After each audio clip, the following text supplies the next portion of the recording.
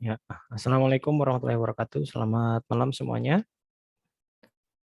Waalaikumsalam Waalaikumsalam warahmatullahi warahmatullahi wabarakatuh. Selamat malam.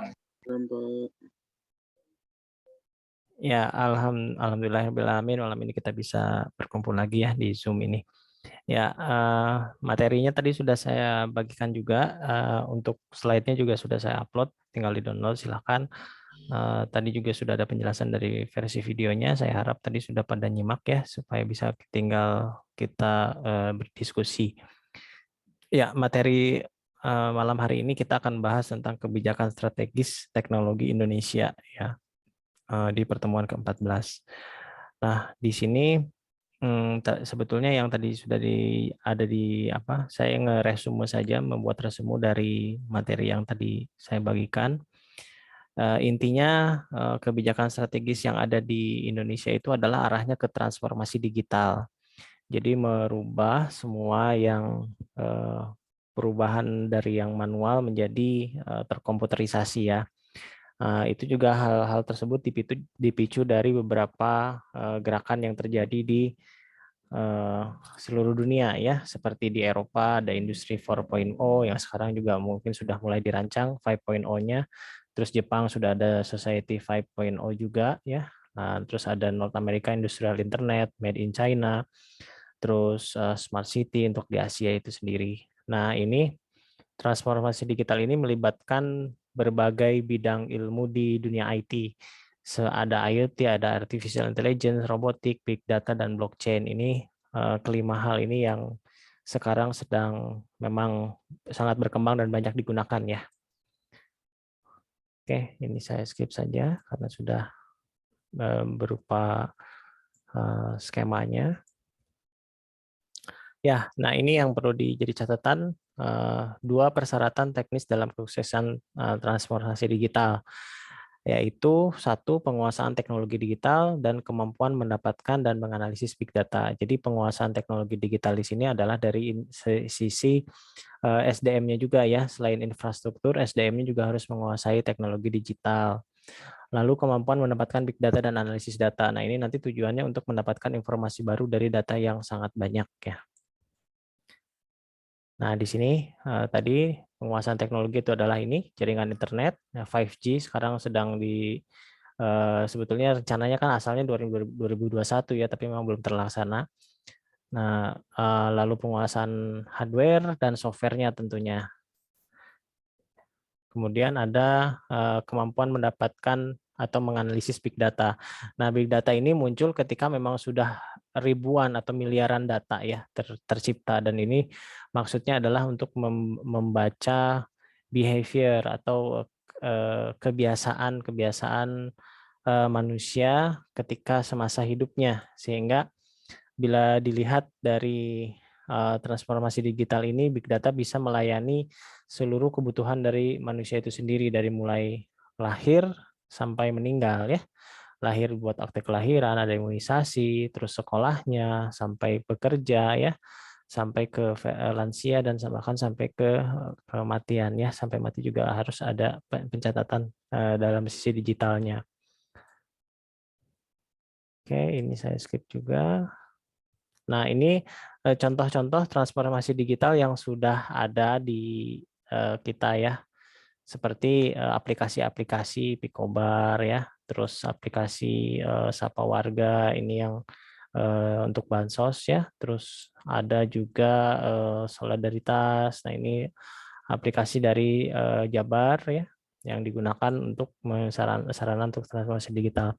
Nah, kemudian yang menjadi perhatian itu adalah desa digital. Nah, ini desa digital ini munculnya program pengembangan desa melalui inovasi digital. Jadi maksudnya semua sumber daya desa itu bisa berkembang melalui bantuan digitalisasi ya, bantuan digitalisasi. Dan digitalisasi di sini tidak hanya dari sisi marketing atau misalnya profil desa ya, tapi juga dari sisi apa namanya, pelayanan gitu ya, pelayanan dari dalam versi digital.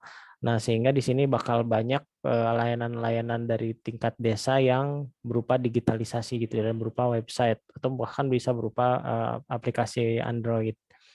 Nah, di sini ada ada catatannya tahun 2019 dan tahun 2020. Di sini banyak sekali peningkatannya, belum lagi nanti tahun 2021 juga makin tinggi, saya belum dapat datanya. Tapi dilihat dari 2 tahun terakhir ini, datanya sangat signifikan dari 441 BUMDes ya telah berdagang di digital market, ya berarti artinya e-commerce-nya jalan gitu. Terus ada 800 desa menggunakan media sosial, medsos, chatting group ya untuk fasilitas komunikasinya. Nah, di sini juga sudah meningkat itu.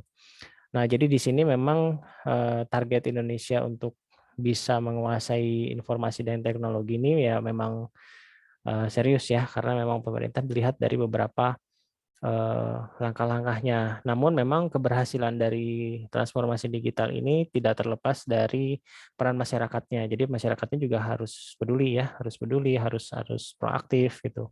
Harus peka dengan semua perubahan. Memang ketika terjadi transformasi digital itu pasti tidak ada yang langsung sempurna, langsung bagus gitu. Ada proses di mana dia maintenance, ada proses di mana dia upgrade gitu ya, supaya ya mungkin kalau dibandingkan dengan aplikasi-aplikasi di luar negeri yang sudah lama ya mungkin jauh gitu, atau dengan aplikasi-aplikasi komersial yang sudah ada gitu yang orang Indonesia punya juga mungkin jauh gitu, tapi paling tidak ada semacam langkah untuk memperbaiki dan continuous improvement lah istilahnya ya, terus melakukan peningkatan seperti itu. Oke, itu sekilas dari rangkuman yang materi tadi. Baik, silakan yang mau bertanya, kita masuk sesi tanya jawab untuk mengenai transformasi digital atau mengenai apapun tentang digitalisasi yang ada di Indonesia ya. Ya, silakan. Kalau yang bertanya, raise hand atau bisa open mic langsung atau bisa juga ketik di chat ya. Oke, silakan. Ya, seperti biasa, nggak ada yang nanya.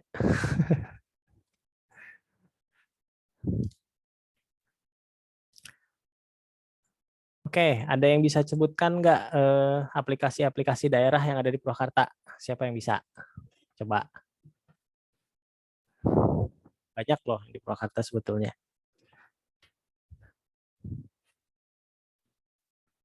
Ada yang bisa? Kalau nggak bisa berarti kelihatan, berarti tidak tahu gitu. Nggak tahu apa yang pemerintah daerahnya sedang kembangkan gitu.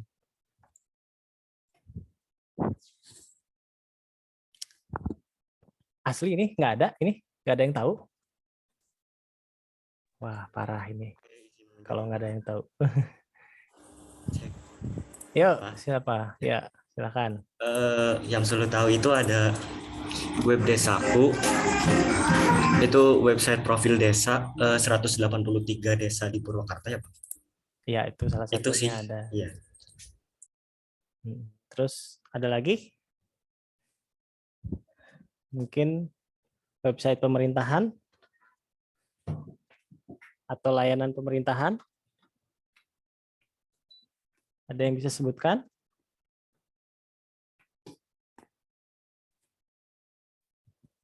Ayo cari. Nah, kayaknya enak nih di UTS-kan ya. Ya, nanti di soal UTS kayak gitu, sebutkan aplikasi daerah, apa fiturnya, bagaimana outputnya, inputannya apa aja. Nah, lo langsung nyoba semua pasti. Itu.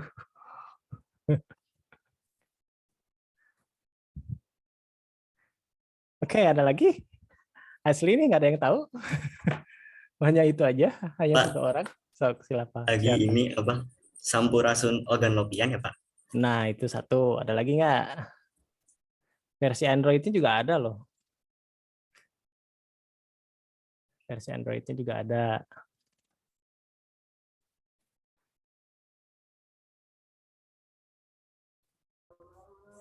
Aplikasi permudah wisatawan, Pak. Apa itu aplikasinya namanya? Apa ya? Sampurasun pariwisata ya Pak. Ya, itu satu untuk Sampurasun, tapi masih satu jenis sih.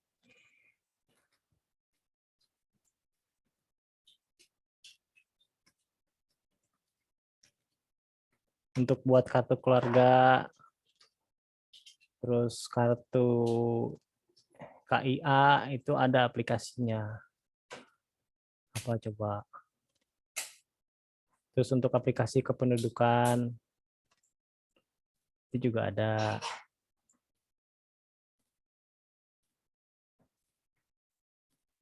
Terus untuk pembayaran pajak secara apa? Pajak kendaraan bermotor, kita bisa tahu ininya jumlah harganya apa pajak yang harus dibayarkan. Nah, itu ada yang tahu nggak?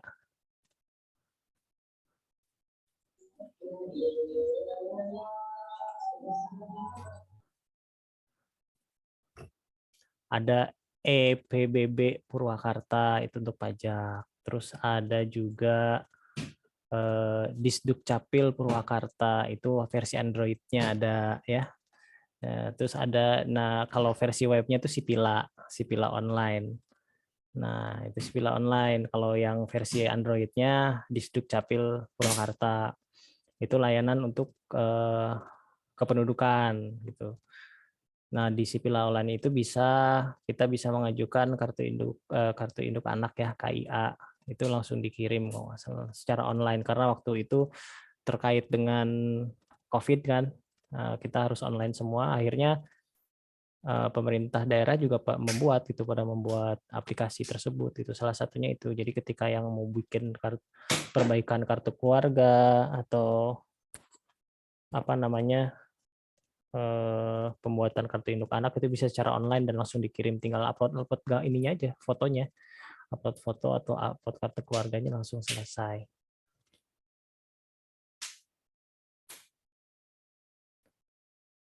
Terus ya yang EPBB itu yang baru. Nah, terus yang tadi saya bilang pajak untuk kendaraan tuh ada Sambara. Kalau itu dari pemerintah Jawa Barat ya, Sambara. Nah, Sambara itu sama untuk ngecek berapa PBB-nya kita ininya yang harus dibayar. Nah, coba aja. Itu lumayan ya apa? Bukan lumayan bagus lah bisa apa namanya membantu gitu. Kalau misalnya kita mau ke bayar pajak, kita pengen tahu jumlahnya kan kadang-kadang nggak tahu ya. Nah, harus nyiapin berapa tuh. Nah, kalau pakai itu ketahuan nih, oh ya berapa harganya yang harus jadi kita bisa siapin. Itu.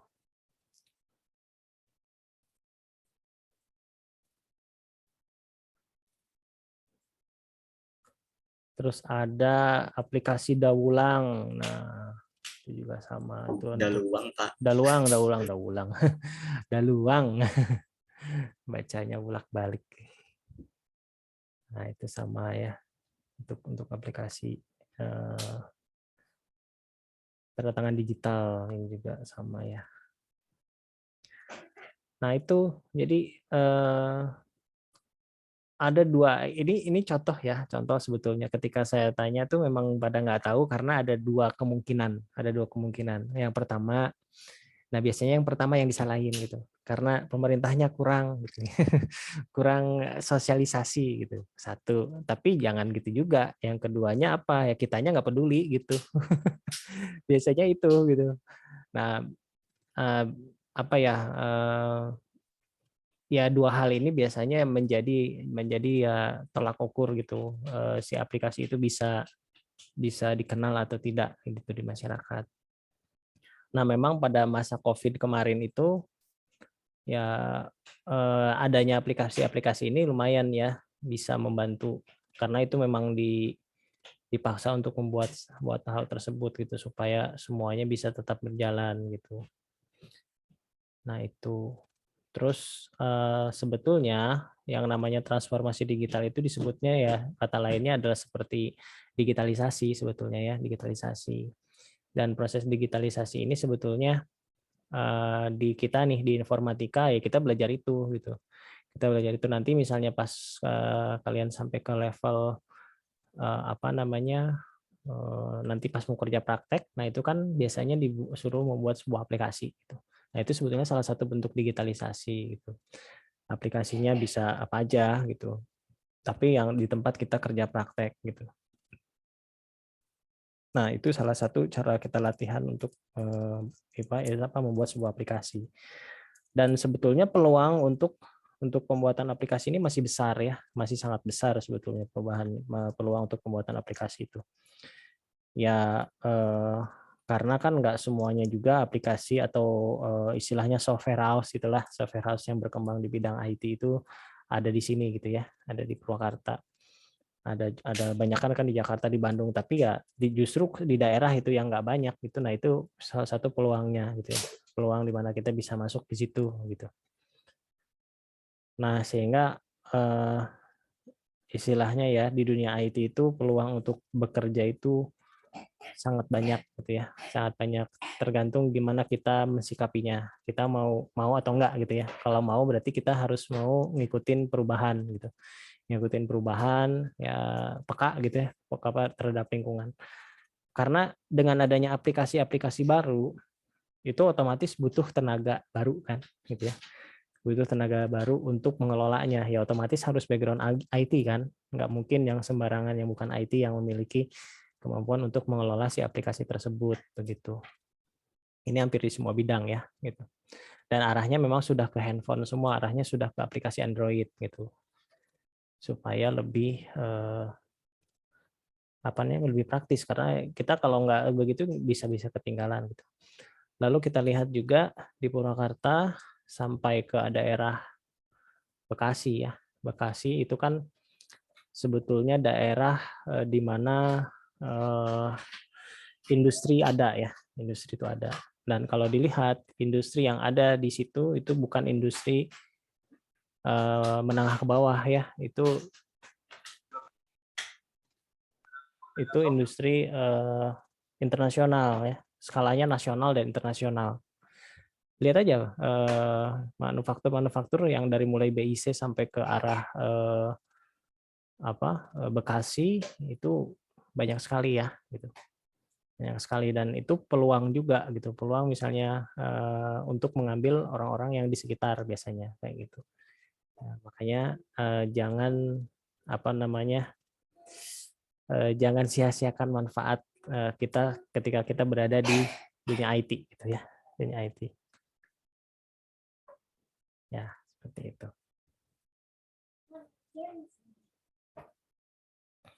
Oke, ada yang mau bertanya? Ini kalau nggak ada ya udah saya tutup aja nih kayaknya.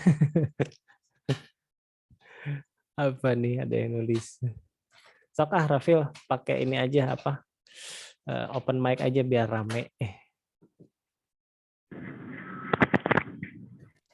Ya Pak, izin bertanya Pak.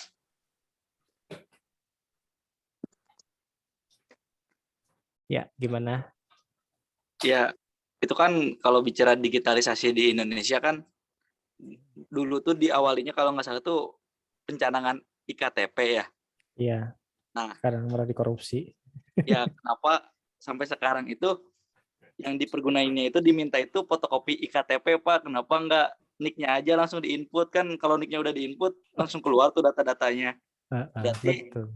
nggak tercapai dong digitalisasinya, atau masih nanggung di Indonesia Pak? Itu gimana Pak? Iya, masih nanggung sebenarnya. Ya, ya gitu. Gimana?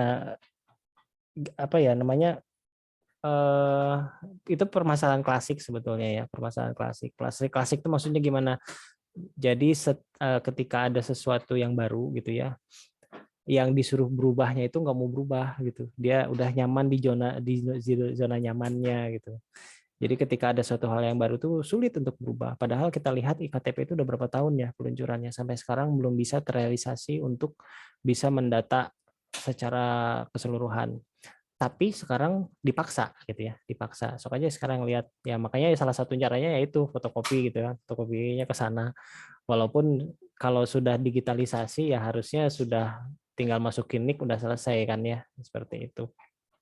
Karena sama aja kalau nick yang di digital KTP sama yang bukan di KTP kan sama tuh nicknya sebenarnya kalau diperhatiin ya, cuman bedanya aja gitu. Terus sebetulnya di iktp ya, KTP elektronik yang kita punya itu dia ada chipnya kan sebetulnya, ada chipnya. Terus Ya Pak. keseringan difotokopi jadi rusak Pak chipnya Pak.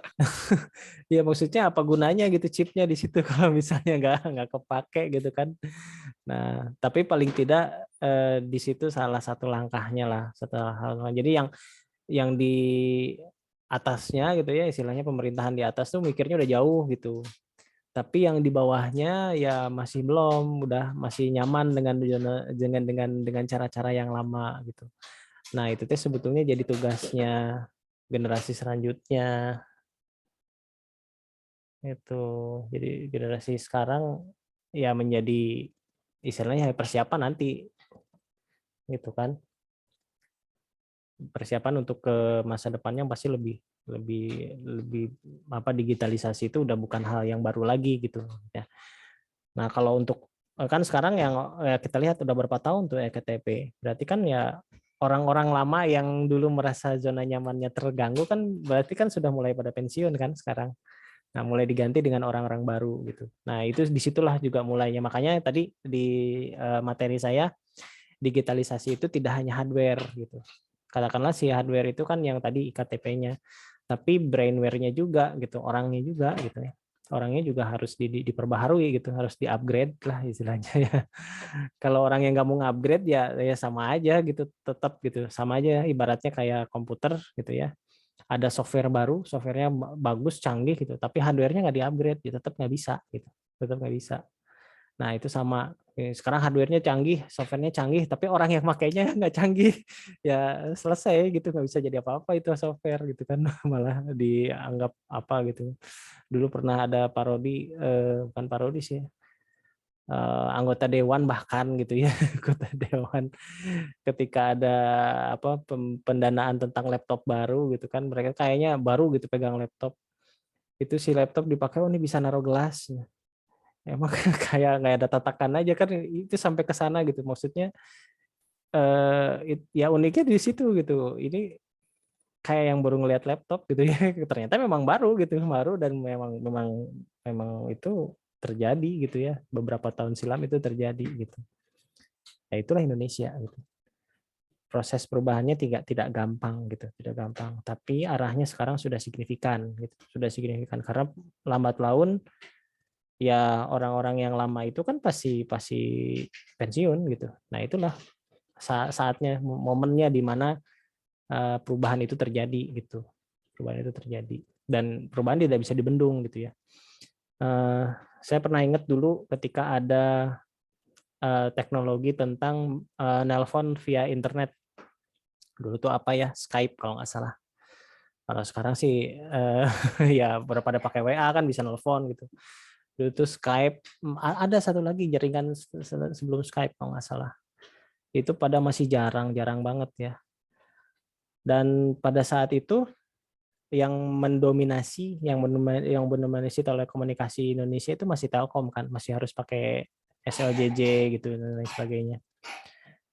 Yang lucunya tuh ada orang yang menggunakan itu fasilitas telepon via internet malah ditangkap gitu. Kan aneh gitu, itu kan teknologi gitu, ditangkap, udah itu ditangkap nggak bisa diapa-apain, nggak karena ada pasalnya kan gitu, nggak ada pasalnya, dilepas lagi.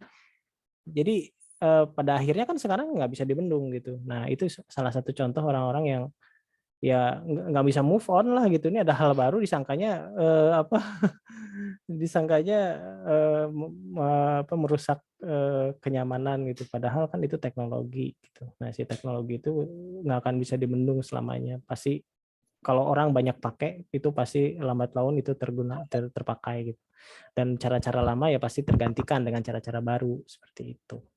Nah begitulah terus seterusnya ya siklus teknologi ya larinya gitu yang kita pelajari sekarang kan itu gitu. Seperti itu. Oke, ada lagi yang mau bertanya atau diskusi silahkan.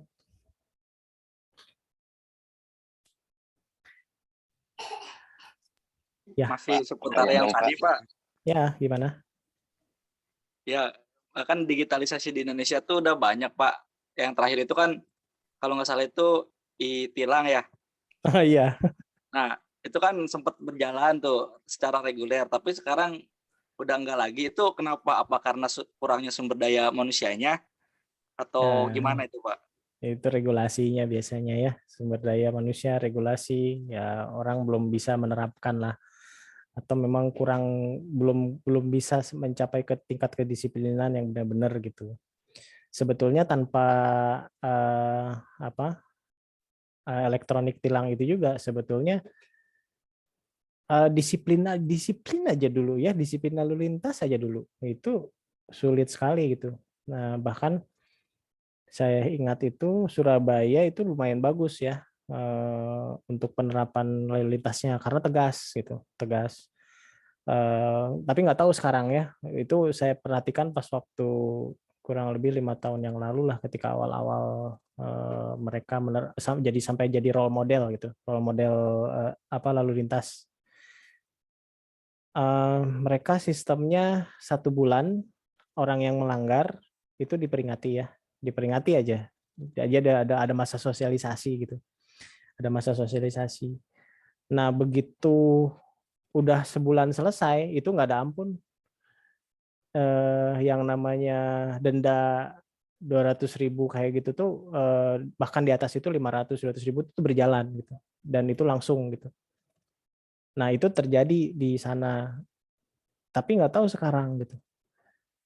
Jangan-jangan ya memang sudah tahu selahnya gitu, jadi hilang lagi gitu kan ya. Jadi pas rame-ramenya aja, dan itu sampai jadi role model itu waktu itu di Surabaya itu.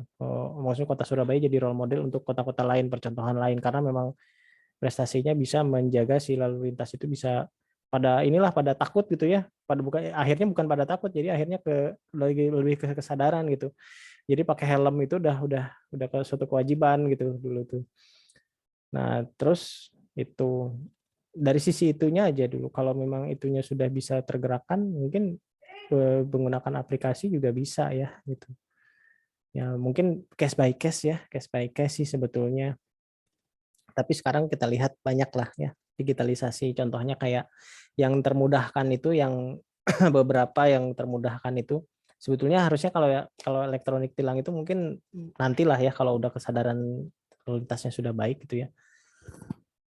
Yang merasa terbantu tuh itu kalau saya lihat pajak ya, pajak online gitu, kita nggak harus ngantri-ngantri gitu. Itu salah satulah terobosan gitu, terobosan dari pemerintah. Cuman lagi-lagi ya sosialisasinya kurang gitu, sosialisasinya kurang karena cara nginputnya juga kan rada ribet tuh. Kalau online tuh harus ini, harus itu, harus itu. Ujungnya juga harus harus tetap harus ke loket gitu kan. Cuman paling enggak ada beberapa yang bisa dilakukan dari jarak jauh gitu, untuk mengurangi antrian ketika pas bulan Maret. Bulan Maret pada bayarnya di akhir-akhir, padahal bulan Januari juga udah bisa gitu kan. Kenapa harus bulan Maret gitu, nunggu di akhir gitu kan. Nah, kalau kalau Januari kan datang santai, Januari Februari. Giliran Maret ya iya penuh Maret, orang mau udah habis dan lain ininya pembayaran pajaknya. Nah, itu. Terus ya aplikasi-aplikasi ya seperti yang tadi ya, kayak Sambara itu lumayan tuh bisa menghemat waktu lah gitu. Jadi nggak kita tuh bayar tuh nggak, istilahnya nggak susah, celah untuk punglinya tuh nggak ada gitu, karena udah kelihatan oh, ini daftarnya di sini segini gitu. Seperti itu. Nah itu banyak lah ya layanan-layanan yang bisa kita pakai gitu sekarang. Tapi memang prosesnya bertahap. Prosesnya bertahap. Tidak semua orang bisa menerima perubahan. Makanya sampai ada penelitian ya, penelitian. Ada penelitian tentang penerapan aplikasi apa gitu. Nah itu sampai diteliti gitu. Apa namanya, kayak misalnya ya itu ada yang bilang tuh Samsat bayar digital tapi ambil pembayaran tetap ke Samsat. Ya memang sih. Tapi paling enggak antrian ketika ngebayarnya ada agak berkurang lah gitu. Ya, seperti itu. Ya kita lihat aja nanti versinya, yang jelas kan kita sebagai masyarakat fungsinya ya mendukung kan ya, mendukung program itu supaya jalan gitu. Nah seperti itu. Oke, ada lagi yang mau bertanya?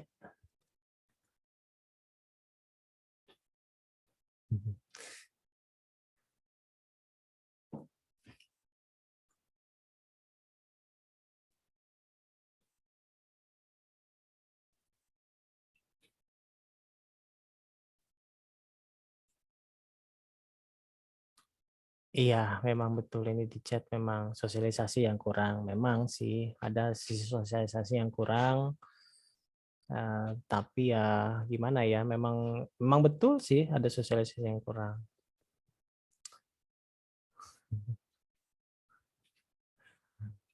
Peduli lindungi, peduli lindungi ya. Seperti apa efektif atau enggak? Ya kalau saya pribadi sih lumayan lah ya, masih bisa efektif lah kalau untuk bisa kemana-mana gitu ya. Cuman karena memang pandeminya sedang turun gitu, jadi ya seolah-olah itu cuman syarat aja gitu. Kalau cuman syarat aja, dia nggak masalah lah. Ya, toh tinggal Pak, di-download ya itunya. Ya, Pak, izin tanya dong, Pak. ya. Sekalian diskusi aja. Apakah teknologi digital ini kalau menurut saya nih kayak hanya untuk kalangan tertentu gitu, Pak. Kayak tadi kan berbicara pajak kan ya. Ada beberapa mungkin instansi dari perusahaan itu sudah hampir dari tahun 2017 itu sudah online ya ngisinya itu dengan based on apa NVWP dan dia dikasih apa namanya tuh password password sendiri kan ya. Nah ini di apa saya tuh suka suka mikir gini Pak kayak benar saya setuju yang disampaikan tadi sama Pak Yudi terkait apa emang orangnya yang sulit diajak apa ya bukan diajak maju sih masih masih banyak orang tuh yang memilih senang langsung gitu Pak COD ke COD gitu loh baik itu tentang terkait layanan masyarakat. Padahal dengan adanya aplikasi-aplikasi pemerintah itu, saya sendiri dulu waktu ngurus pindah ke Purwakarta, dulu kan di Bekasi itu ada Sitepak. Itu tuh hanya dalam waktu sekitar 8 jam. Tapi tetap kitanya itu harus ya itu yang tadi kata Rafil tuh apa harus melampirkan fotokopi dan sebagainya lewat situ gitu Pak. Nah, ya kalau yang di Purwakarta sendiri saya tuh kurang kurang terlalu paham karena ya di sini juga saya tuh baru. Tapi kalau pas kemarin saya nganter ngurusin apa kakak sama apa kartu anak ya, itu masih banyak yang ngantri seperti itu. Mungkin ya secara sosialisasi, terus seharusnya dibikin satu apa ya arahan gitu biar si masyarakat atau si warga ini itu lebih lebih ke benar mengimplementasikan digitalisasi ini. Kalau dibilang gaptek enggak juga sih. Orang-orang sekarang itu ya udah tahu smartphone gitu kan ya. Atau mungkin si aplikasi yang dibuatnya itu harus lebih menarik kayak apa kayak TikTok kayak gitulah seperti itu Pak. Terima kasih. Iya, betul ya. Ya, memang lebih ke ini sih ya, lebih ke reaksi dari masyarakatnya itu sendiri sih. Memang ya, ya seperti itu Indonesia gitu ya. Ya tadi ada yang nggak mau zona nyamannya terganggu gitu. Nah itu aja sih alasannya sebenarnya di situ. Karena sebetulnya kalau perubahan digital itu kan sebenarnya ke arah yang lebih baik dan memang prosesnya nggak sekaligus gitu, nggak sekaligus. Dan bahkan ada beberapa penurunan ya, penurunan digitalisasi kalau menurut saya kayak eh, ya kalau di beberapa daerah sudah jalan jadi lagi rame-rame pas giliran lagi ada masalah, nah udah selesai gitu. Ada satu contoh waktu pemilu ya, waktu pemilu kemarin dan pemilu yang sebelumnya gitu ya, 10 tahun sebelumnya. Pemilu 10 tahun sebelumnya udah di digital. Maksudnya digital tuh pelaporannya udah digital. Jadi kalau dengan cara itu sepertinya sulit untuk dilakukan apa namanya kecurangan tuh sangat susah gitu.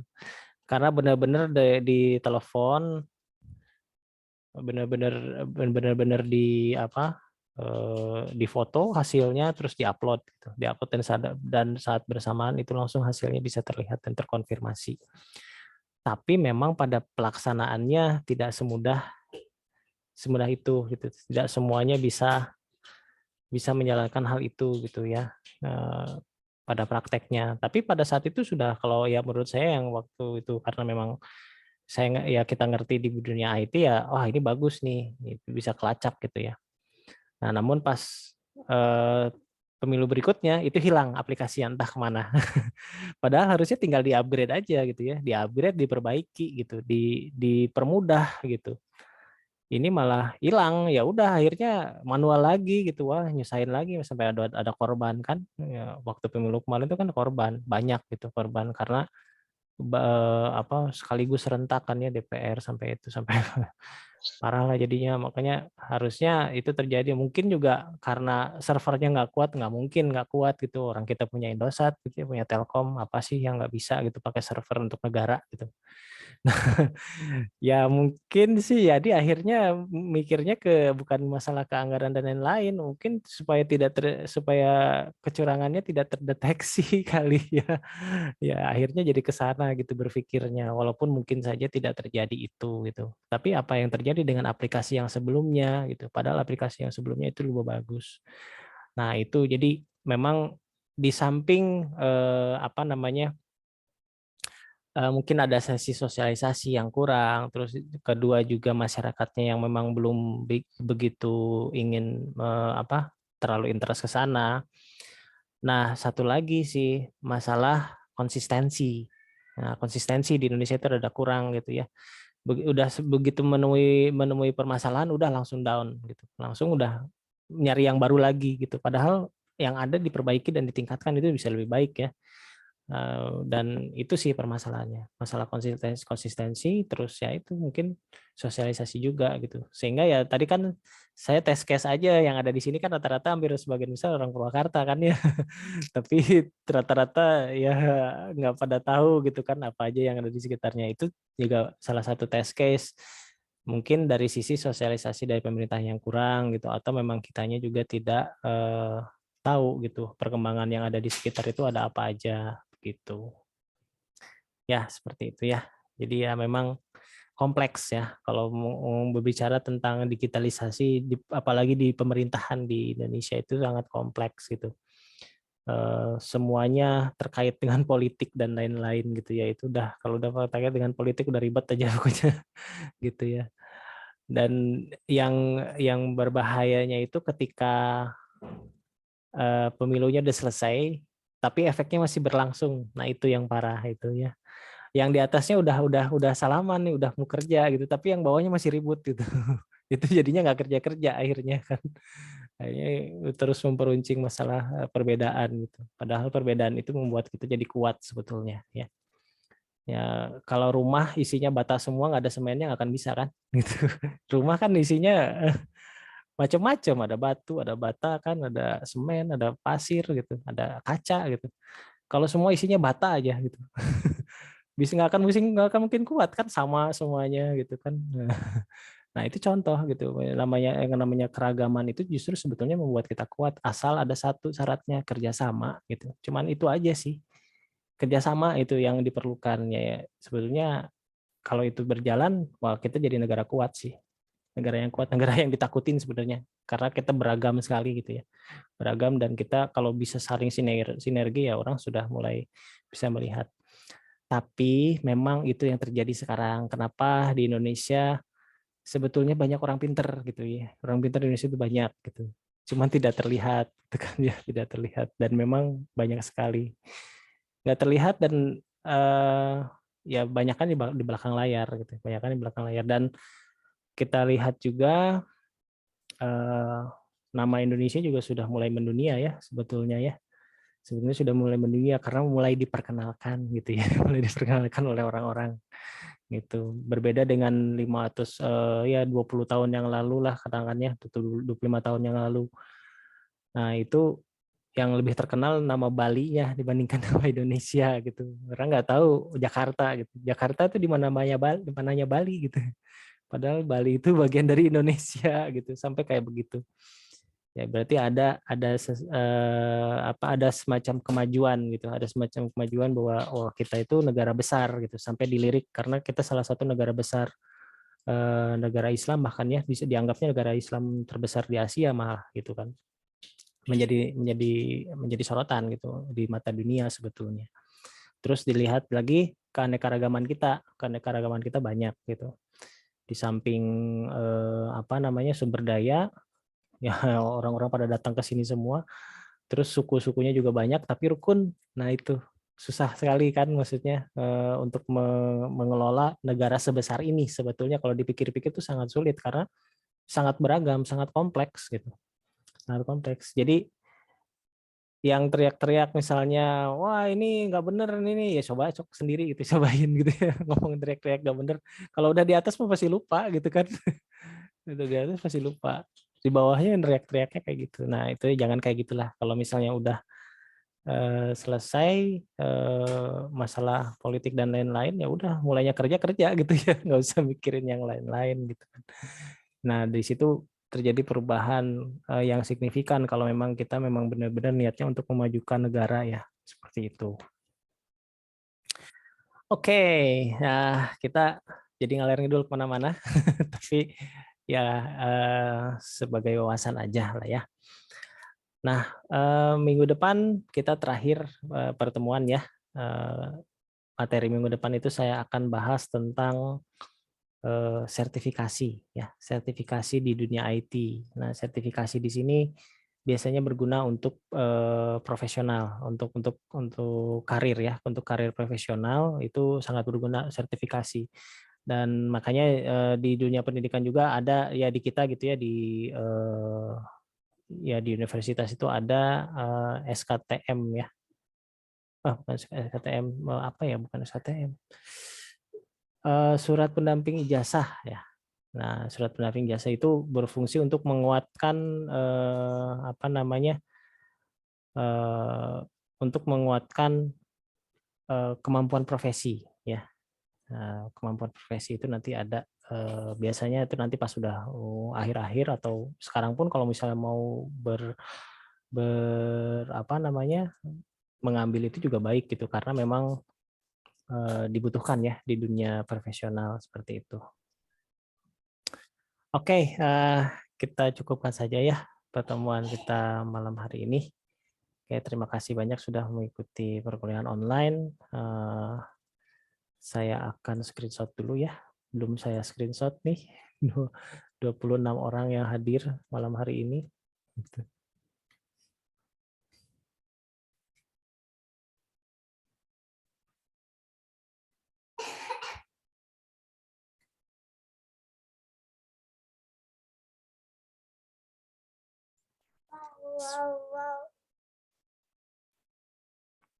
Oke, siap ya. 1, 2, 3.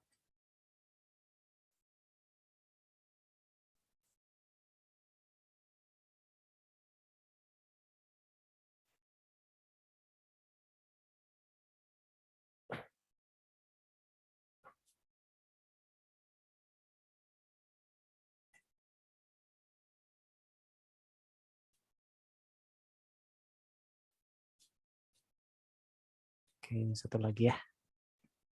Oke, siap. 1, 2, 3.